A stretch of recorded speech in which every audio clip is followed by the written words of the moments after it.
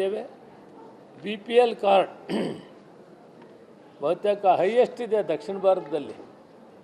ಕರ್ನಾಟಕ ಕಡಿಮೆ ಏನಿಲ್ಲ, 65ರಿಂದ ಮೇಲ್ಪಟ್ಟಿದೆ. ಆದರೂ ಕೂಡ ಇನ್ನೂ ಅರ್ಜಿ ಹಾಕಿದ್ದಾರೆ. ಕೆಲವೆಲ್ಲ ಅರ್ಜಿಗಳಿದೆ. ಒಂದು ಕಡೆ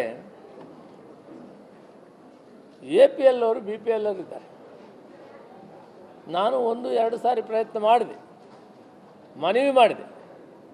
ಎಷ್ಟೋ ಜನ ಬಡವರಿಗೆ ಅನುಕೂಲ ಆಗ್ತದೆ, APLನಲ್ಲಿರೋರು BPLನಲ್ಲಿರೋ APL ಅವರು APLಗೆ ಬಂದುಬಿಡಿ, ನೀವು ಬೇರೆ ಏನಾದರೂ ಸೌಲಭ್ಯಗಳಿದ್ರೆ ಕೊಡೋಣ, ಆದರೆ ಎಷ್ಟೋ ಜನ ಬಡವರಿಗೆ ಅನುಕೂಲ ಆಗ್ತದೆ ಅಂತೇಳಿ. ಆದರೂ ನಾನು ಒಂದು ಕಾರ್ಯಕ್ರಮ ಮಾಡಿ ಇವರನ್ನು APLಗೆ ಸೇರಿಸಬೇಕು ಅಂತ ಭಾಳ ಪ್ರಯತ್ನ ಮಾಡಿದೆ. ಕೇಂದ್ರ ಸರ್ಕಾರ ಇತ್ತೀಚೆಗೆ ಅವರು ಸರ್ವೆ ಮಾಡಿ 7.76 ಅಂದರೆ 7,76,000 ಕಾರ್ಡನ್ನು ಗುರುತು ಮಾಡಿದ್ದಾರೆ. ಅವರೆಲ್ಲರೂ ಕೂಡ BPLನಲ್ಲಿದ್ದಾರೆ. ಅವರು ಅರ್ಹರಲ್ಲ BPLನಲ್ಲಿರೋಕ್ಕೆ, ಅವ್ರಿಗೆ APL ಇದ್ದಾರೆ ಅಂತ ಹೇಳಿದ್ದಾರೆ. ಅದನ್ನು ಪರಿಷ್ಕರಣೆ ನಡೀತಾ ಇದೆ. ಆದಷ್ಟು ಬೇಗ ಪರಿಷ್ಕರಣೆ ಮಾಡಿದರೆ ಇನ್ನಷ್ಟು ಜನಕ್ಕೆ BPL ಅವರು ಕೊಡೋಕ್ಕೆ ಅವಕಾಶ ಆಗ್ತದೆ. ಆ ದಿಸೆಯಲ್ಲಿ ಆ ಕಾರ್ಯಕ್ರಮ ಪ್ರಗತಿಯಲ್ಲಿದೆ. ಆದಷ್ಟು ಬೇಗ ಮಾಡ್ತೀವಿ. ಇದು ಇನ್ನೇನಷ್ಟೇ ಅಲ್ಲ.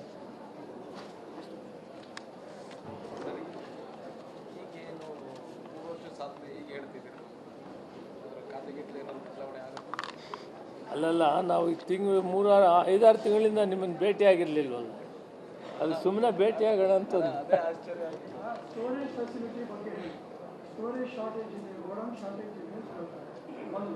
ಗೋಡೌನ್ ಶಾರ್ಟೇಜ್ ಇಲ್ಲ. ಯಾಕೆ ಅಂತ ಹೇಳ್ತೀನಿ ಕೇಳಿ. ಗೌರ್ಮೆಂಟ್ ಆಫ್ ಇಂಡಿಯಾ ಹಣ ಕೊಟ್ಟು ನ್ಯಾಷನಲ್ ವೇರ್ಹೌಸಿಂಗ್ ಕಾರ್ಪೊರೇಷನ್ನವರು ಗೋಡೌನ್ಸ್ ಕಟ್ಟಿದ್ದಾರೆ. ನಮ್ಮ ಸ್ಟೇಟ್ದು ಗೋಡೌನ್ಸ್ ಇದೆ, ತಾಲೂಕಾ ಸೊಸೈಟೀಸ್ದು ಗೋಡೌನ್ಸ್ ಇದೆ. ಇದನ್ನು ಉಪಯೋಗಿಸ್ಕೊತಾ ಇದ್ದೀವಿ. ನಮಗೆ ಗೋಡೌನ್ ಶಾರ್ಟೇಜ್ ಇಲ್ಲವೇ ಇಲ್ಲ. ಬೇಕಂದರೆ ಅವ್ರು ರೆಡಿ ಇದ್ದಾರೆ ಕೊಡೋದಕ್ಕೆ. ನಮ್ಗೆ ಆ ತೊಂದರೆ ಇಲ್ಲ. ಗೋಡೌನ್ಸ್ ಸರೆಕ್ಟಾಗಿದೆ. ಕೆಲವು ಗೋಡೌನ್ಸು ರಿಪೇರಿ ಆಗಬೇಕಾಗಿದೆ, ಅದರ ಕಡೆ ಗಮನ ಕೊಟ್ಟಿದ್ದೀವಿ. ಆ ರಿಪೇರಿ ಕೂಡ ಮಾಡ್ತೀವಿ, ತಾಲೂಕು ಸೊಸೈಟಿ ಆಗಲಿ ಅಥವಾ ಸ್ಟೇಟ್ ಕಾರ್ಪೊರೇಷನ್ ಆಗಲಿ. ಅದರಿಂದ ಗೋಡೌನ್ಸ್ ಕೊರತೆ ಇಲ್ಲ. ಎಲ್ಲೋ ಇಲ್ಲೋ ಸ್ವಲ್ಪ ರಿಪೇರಿ ಮಾಡೋದು, ಆ ಕೆಲಸ ಕೂಡ ಪ್ರಗತಿಯಲ್ಲಿದೆ.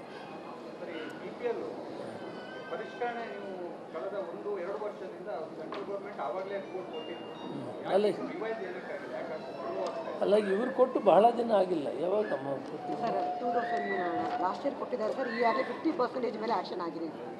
ಈಗ 7,76,000ದಲ್ಲಿ 50% ಪರಿಷ್ಕರಣೆ ಆಗಿದೆ. ಅವ್ರನ್ನ ಶಿಫ್ಟ್ ಮಾಡಿದ್ದೀವಿ. 62% ಆಗಿದೆ.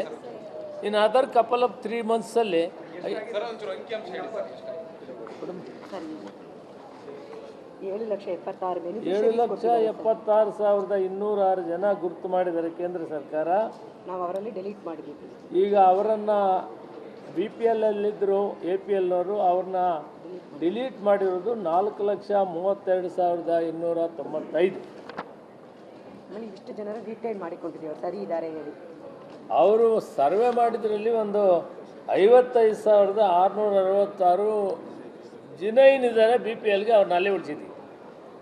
ಇನ್ನು ಉಳಿದಿದ್ದೇನಿದೆ ಅದನ್ನು ಪೆಂಡಿಂಗ್ ಇರೋ 2,88,745 ಆದಷ್ಟು ಬೇಗ ಪರಿಷ್ಕರಣೆ ಮಾಡ್ತೀವಿ.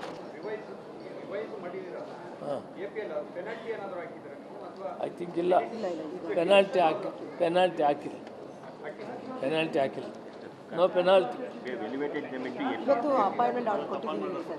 ಇವತ್ತು ಫುಡ್ ಕಾರ್ಪೊರೇಷನ್ನಲ್ಲಿ ಅದನ್ನು ಹೇಳೋದು. ಮತ್ತು ಫುಡ್ ಕಾರ್ಪೊರೇಷನಿಂದ 376 ಜನಕ್ಕೆ ನಾವು ಇವತ್ತು ಕೆಲಸ ಕೊಟ್ಟಿದ್ದೀವಿ ಮತ್ತು ಆ ಪತ್ರನೂ ಕೂಡ ಕೊಟ್ಟಿದ್ದೀವಿ.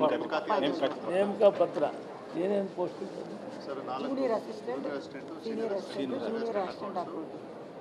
Senior assistants, junior assistants, accounts, quality. ಸುಮಾರು ಈ ಫುಡ್ ಕಾರ್ಪೊರೇಷನ್ನು 1,500 ಜನ ಇದ್ದಿದ್ದು. ಕಾರಣಾಂತರದಿಂದ ಹಿಂದಿನ ಸಂದರ್ಭಗಳಲ್ಲಿ ಆ ಅಭಿವೃದ್ಧಿ ಸ್ವಲ್ಪ ಕುಂಠಿತವಾಗಿತ್ತು. ಅದಕ್ಕೆ ನಮ್ಮ ಸರ್ಕಾರ ಬಂದ ಮೇಲೆ ಅದನ್ನು ಯಾವ ರೀತಿ ಮಾರ್ಕೆಟ್ ಮಾಡಬೇಕು, ಇದಂದರೆ ವ್ಯಾಪಾರ ಮಾಡೋದು. ಫುಡ್ ಕಾರ್ಪೊರೇಷನ್ ಏನಂದರೆ ಒಳ್ಳೆ ವ್ಯಾಪಾರದ ಸಂಸ್ಥೆನೇ. ಅದನ್ನು ಅಭಿವೃದ್ಧಿ ಮಾಡೋದಕ್ಕೆ ಯೋಚನೆ ಮಾಡಿ ಇಷ್ಟು ಜನ 376 ಜನ ತಗೊಂಡಿದ್ದೀವಿ ಮತ್ತು ಹೊಸ ಹೊಸ ಚಿಂತನೆಗಳನ್ನು ಮಾಡ್ತಾ ಇದ್ವಿ.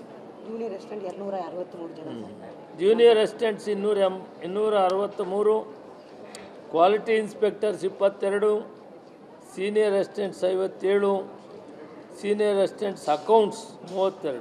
ಎಷ್ಟು ಜನಕ್ಕೆ? ಇಷ್ಟು ಜನಕ್ಕೆ ಅವಕಾಶ ಆಗಿದೆ. ಅವ್ರು ಒಳ್ಳೆ ಕೆಲಸ ಮಾಡಿ ಫುಡ್ ಕಾರ್ಪೊರೇಷನ್ನ ಹಿಂದೆ ಯಾವ ರೀತಿ 1,500 ಜನ ಇದ್ದರು ಅದನ್ನು 2ರಿಂದ 5,000 ಜನ ಕೆಲಸ ಮಾಡೋಂಥದ್ದಾದರೆ ಎಂಪ್ಲಾಯ್ಮೆಂಟ್ ಜನ್ರೇಷನ್ ಆಗುತ್ತೆ, ಒಳ್ಳೆಯ ವ್ಯಾಪಾರ ಆಗ್ತದೆ, ಫುಡ್ ಕಾರ್ಪೊರೇಷನ್ ಲಾಭವೂ ಬರ್ತದೆ. ಇವರು ಎಂಟ್ರಾಗೋದ್ರಿಂದ ಜಾಸ್ತಿ ರೇಟ್ ಮಾಡೋದಕ್ಕೆ ವಸ್ತುಗಳಿಗೆ ಅವಕಾಶ ಆಗುತ್ತೆ. ಯಾಕಂದರೆ ಇವರು ಸ್ಟ್ಯಾಂಡರ್ಡ್ ರೇಟ್ ಮಾಡ್ತಾರೆ, ಕಾನೂನು ಪ್ರಕಾರ ಸರ್ಕಾರಿ ರೇಟ್ನಲ್ಲಿ ಹೋಗ್ತಾರೆ ಇವರು. ಅದರಿಂದ ಬೇರೆಯವರು ಕೂಡ ದುಬಾರಿ ರೇಟ್ಗಳು ಮಾಡೋದನ್ನು ತಡೆಯೋಕ್ಕೆ ಅವಕಾಶ ಆಗ್ತದೆ. ಅದರಿಂದ ಫುಡ್ ಕಾರ್ಪೊರೇಷನ್ನು ಎಫೆಕ್ಟಿವ್ ಆಗಿ ಕೆಲಸ ಮಾಡಬೇಕಾಗ್ತದೆ. ಅದಕ್ಕೆ ಈ ಸರ್ಕಾರ ಹೆಚ್ಚಿನ ಪ್ರೋತ್ಸಾಹ ಕೊಡ್ತಾಯಿದೆ. Thank you very much. ಎಲ್ಲ ಊಟ ಮಾಡಿಕೊಂಡು ಹೋಗ್ಬೇಕು. ಅದು ಅಡ್ಮಿನಿಸ್ಟ್ರೇಟಿವ್ ರಿಫಾರ್ಮ್ಸ್ ಅಧ್ಯಕ್ಷರಂತ ನಮ್ಮ ಹಿರಿಯರು ದೇಶಪಾಂಡೆ ಅವರು ಒಂದು ರಿಪೋರ್ಟ್ ಕೊಟ್ಟಿದ್ದಾರೆ. ಆ ರಿಪೋರ್ಟಲ್ಲಿ 2.5ರಿಂದ 3 ಲಕ್ಷವರೆಗೂ ಇದ್ದರೂ ಕೂಡ ಮಾಡಬೇಕು ಅಂತಿದ್ದಾರೆ. ಅದರ ಬಗ್ಗೆ ನಾವು ಸರ್ಕಾರದ ಮುಂದೆ ತಗೊಂಡು ಹೋಗಬೇಕಾಗಿದೆ. ಯಾಕಂದರೆ ಕೂಲಿನೇ 500 ರೂಪಾಯಿ ಅಂದರೆ 1.5 ಲಕ್ಷ ಆಗೋಯ್ತು. ಅವನಿಗೆ ವರ್ಷಕ್ಕೆ ಜಾಸ್ತಿ ಆಗ್ತದೆ. ಆ ಲೆಕ್ಕಾಚಾರ ಮಾಡಿದರೆ 1,20,000 ಲೆಕ್ಕಾಚಾರ ಕಷ್ಟ ಆಗ್ತದೆ. ಹಾಂ, 2,000 ಅದು ಸೇರಿಬಿಡ್ತದೆ. ಅದರಿಂದ ಇದನ್ನು ಪರಿಷ್ಕರಣೆ ಮಾಡ್ತೀವಿ. ಇದನ್ನು ನಮಗೆ ಅಡ್ಮಿನಿಸ್ಟ್ರೇಟಿವ್ ರಿಫಾರ್ಮ್ಸ್ ಕಮಿಟಿ ರಿಪೋರ್ಟ್ ಬಂದಿದೆ. ಸರ್ಕಾರದ ಮುಂದೆ ಕ್ಯಾಬಿನೆಟ್ ಮುಂದೆ ತಗೊಂಡು ಹೋಗ್ಬೇಕು. ಅದನ್ನು ಮಾಡೋಣ, ಆದಷ್ಟು ಬೇಗ ಮಾಡಿ.